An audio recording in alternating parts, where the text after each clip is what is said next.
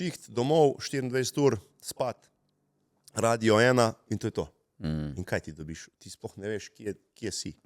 Kaj se sploh dogaja. Ne, moraš najlažje poslušati podcaste, pa boš lahko marsikaj zvedel o enih zadevah, ki jih po televiziji ne dobiš. Ne, pa to ne rabi biti neki znani. Ezoterični podcasti. To so lahko legit podcasti, ki so legit voditeljni, ne?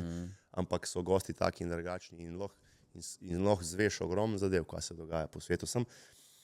Za te stvari si folk ne vzame cajta, ker je lažje poslušati zlajna na Radio 1, ki vrtijo pač to brain fart musko zame.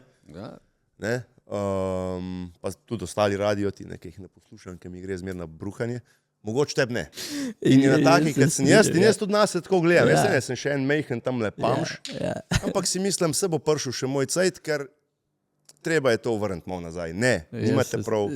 Ne, napudrane face po TV-ju, ki jih gledam že 20-30 let. Take platforme imate velike, ki bi lahko tako dobrega naredili, pa ne upate, pa nočete, ker vas bo sistem dal na stran, ker boste zgubili sponzorje